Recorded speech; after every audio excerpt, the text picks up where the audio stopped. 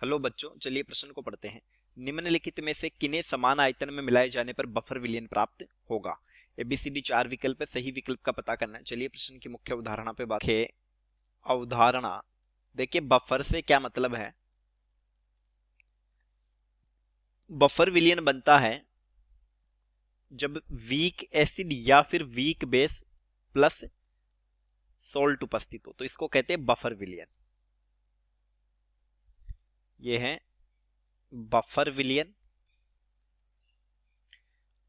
और ये वो विलयन होता है जो पीएच परिवर्तन का विरोध करता है। पीएच परिवर्तन का विरोध, जिससे रक्त में NaHCO3 जो होता है वो रक्त की पीएच को बदलने से रोक, तो NaHCO3 रक्त के लिए होता है एक बफर सॉल्यूशन। अब देखिए, ए विकल्प में दिया है 0.1 मोल पर डेसीमीटर क्यूब NH4OH। NH4OH होता है एक वीक बेस। देखिए, वीक बेस का मतलब होगा दुर्बल क्षार। वीक एसिड का मतलब हो जाएगा दुर्बल अम्ल। स्ट्रोंग एसिड का मतलब होता है प्रबल अम्ल, प्रबल अम्ल। और स्ट्रोंग बेस का मतलब होता है प्रबल क्षार। तो NH4OH हो गया वीक बेस, HCl होता है स्ट्रोंग एसिड। यहां पर दोनों की क्या है, कॉन्सेंट्रेशन समान दी है। तो हम जानते हैं अम्ल क्षार जो क्रिया होती है वो लवण बनाती है। तो अगर दोनों की कॉन्सेंट्रेशन समान है, ये दोनों तो खत्म होके सिर्फ लवण बचेगा। तो फिर ना तो वीक एसिड रहा ना वीक बेस रहा, सिर्फ लवण को हम बफर सॉल्यूशन नहीं बोलते। तो ये तो हमारे प्रश्न का उत्तर नहीं होगा।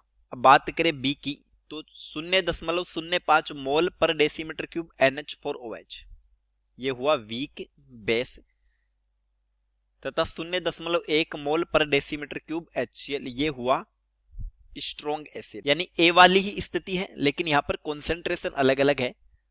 अब देखिए, स्ट्रोंग एसिड की कॉन्सेंट्रेशन क्या है, अधिक है। तो फिर यहां पर बनेगा लवण। लवण बनने के बाद स्ट्रोंग एसिड की कॉन्सेंट्रेशन अधिक है, तो ये बच जाएगा, यानी लवण प्लस स्ट्रोंग एसिड होगा। तो लवण प्लस वीक एसिड या वीक बेस होता तो हम क्या बोलते, बफर सॉल्यूशन बोलते। इसको बफर सॉल्यूशन नहीं बोलेंगे, स्ट्रोंग एसिड है।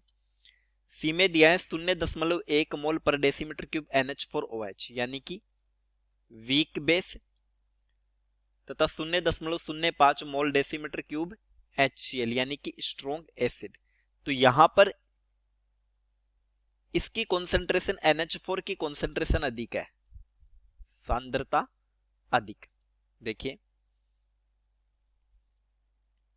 सी विकल्प में NH4OH प्लस HCl ये बनेगा NH4Cl प्लस, यहां पर इसकी कॉन्सेंट्रेशन 0.1 है और इसकी कॉन्सेंट्रेशन 0.05 है, यानी कि NH4OH की अधिक है। समान सांद्रता तो क्रिया कर जाएगी, उसके बाद ये NH4OH भी बचेगा। तो ये तो रह गया लवण और ये रह गया वीक बेस।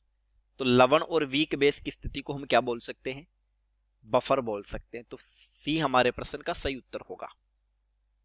डी में दिया है 0.1 मोल पर डेसीमीटर क्यूब CH3COONA।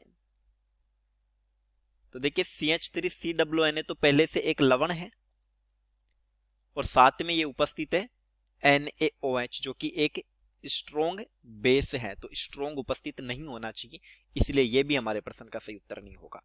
तो उत्तर हो गया विकल्प सी। चलिए, उम्मीद करता हूं प्रश्न समझ आया होगा। धन्यवाद।